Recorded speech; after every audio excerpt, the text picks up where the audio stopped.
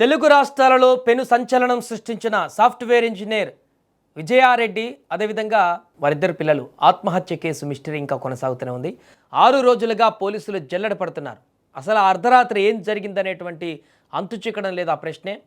విజయశాంతి రెడ్డి కేసులో పోలీసులు ఇప్పుడు దర్యాప్తు ముమ్మరం చేశారు. ఇప్పటికే మృతురాలికి అత్యంత సన్నిహితంగా ఉండేటువంటి దాదాపు 20 మందిని పోలీసులు లోతుగా విచారించినట్టుగా సమాచారం. అయినప్పటికీ ఆత్మహత్యకు గల బలమైనటువంటి కారణం కానీ ఆ రాత్రి జరిగినటువంటి పరిణామాలపైన కానీ ఎలాంటి స్పష్టత రాలేదు.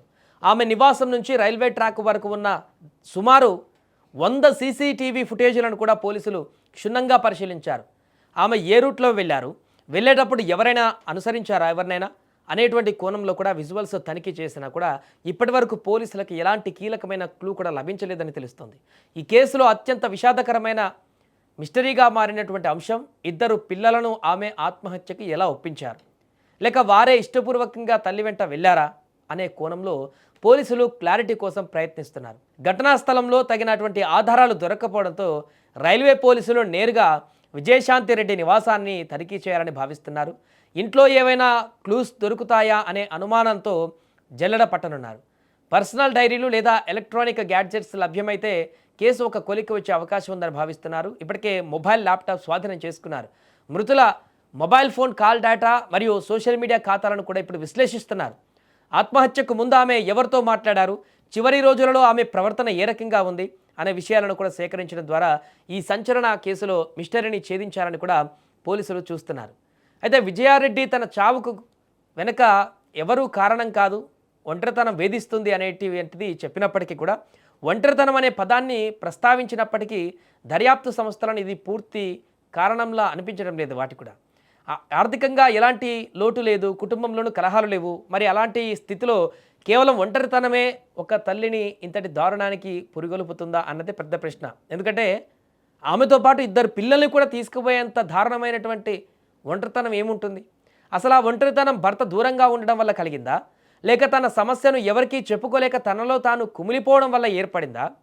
ఏదైనా సమస్యలో కూరుకుపోయి ఆ సమస్యలో ఒక్కతే తాను ఫైట్ చేస్తూ ఇకెవరు లేరు, దాన్ని ఎవరికి చెప్పుకోలేక ఇబ్బంది పడి తనకు తానే ఒంటరిగా ఫీల్ అయిందా? ఒక బాధ్యతాయుతమైనటువంటి ఐటీ టీమ్ లీడర్గా ఉన్న ఆమె తనను తాను కాపాడుకోలేకపోయారా, లేక ఎవరైనా ఆమెను ఆ పరిస్థితుల్లోకి నెట్టివేయబడ్డారా? ఇప్పటివరకు ఎలాంటి ఇతర ఆధారాలు దొరకపోవడంతో ఉత్కంఠ రేపుతుంది కేసు. కేవలం ఒంటరితనమే కారణమైతే తనతో పాటు ఇద్దరు ఎదిగిన పిల్లల ప్రాణాలను తీయవలసిన అవసరం ఏమొచ్చింది? తన మరణం తర్వాత వారు ఒంటరివారు అవుతారనేటువంటి విషయం భయపడ్డారా? ఒంటరివారు అవ్వడానికి వారు చిన్న పిల్లలు కూడా కాదు, ఇంటర్కి వచ్చేసారు. ఇంకేదైనా కారణం ఉందా అనేది కూడా ఇప్పుడు తెలియాల్సి ఉంది. ఆమె మొబైల్ ఫోన్ డేటా మరియు ఆఖరి కాల్స్ విశ్లేషిస్తే తప్ప అసలైన నిజం బయటపడకపోవచ్చు అంటూ కూడా చెప్తున్నారు. బట్ అన్ని కోణాలలో ఇప్పుడు పోలీసులు దర్యాప్తు చేస్తున్నారు. 100 సీసీటీవీ ఫుటేజ్లను పరిశీలించారంటే అర్థం చేసుకోవచ్చు ఈ నుంచి ఆమె రైల్వే ట్రాక్ దగ్గరికి వెళ్ళినటువంటి పరిణామాలు అన్నింటిలో కూడా.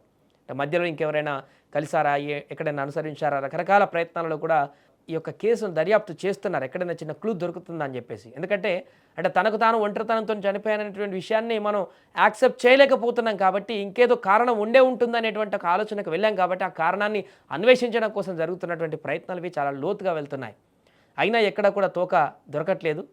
మొబైల్ అండ్ ల్యాప్టాప్ కొంచెం హై సెక్యూరిటీ లాక్స్ ఉన్నట్టున్నాయి, వాటికి ఫోరెన్సిక్ పంపించారు. అక్కడ ఓపెన్ అయితే దాంట్లో ఏమైనా క్లూ దొరికితే కొంతమేరకు ఒక ఐడియాకు రావడానికి ఉంటుంది. ఆమె ఒంటరితనం అనుభవించింది దేనికనేటువంటిది క్లారిటీ రావట్లేదు. ఏదైనా మానసిక ఇబ్బందికరమైనటువంటి పరిస్థితి ఏర్పడిందా, లేకుంటే ఏదైనా సమస్యలో ఆమె కూరుకుపోయిందా, ఎవరికి చెప్పుకోలేనటువంటి భారీ సమస్యలో కూరుకుపోయి తనకు తానే ఇక నా సమస్యకు నేను పరిష్కరించలేకపోతున్నాను అని చెప్పేసి విసిగిపోయి తనకు తాను ఈ రకమైనటువంటి నిర్ణయానికి వచ్చిందా? అలా వస్తే పిల్లలు ఏం చేశారు? చేతికొచ్చిన పిల్లలు పెద్ద పిల్లలే, వారు వాళ్ళని ఎలా తీసుకువెళ్ళి ఆత్మహత్యకు బలవన్మరణాలకి పాల్పడేలాగా చేసింది అనేది కూడా మిస్టరీగా మారింది. అందుకే వీటన్నిటి ప్రశ్నల నడుమ ఈ కేసుకు సంబంధించి ఒక క్లూస్ ఏమైనా దొరికితే ఒక క్లారిటీ వచ్చే అవకాశం ఉంది. ఇంట్లో నుంచి అయితే చాలా క్లియర్గా ఉంది, ఎవరితో ఇబ్బందులు, ఎవరి నుంచి ఇబ్బంది కానీ ఆర్థిక ఇబ్బందులు కానీ ఏమి కానీ లేవు. అందుకే ఇంకా బయట వ్యక్తుల నుంచి ఈ యొక్క ఆరా తీసే ప్రయత్నం చేస్తున్నారు. చూడాలి దర్యాప్తులో రాబోయే రోజుల్లో ఎలాంటి పరిణామాలు ఎదురవుతాయో.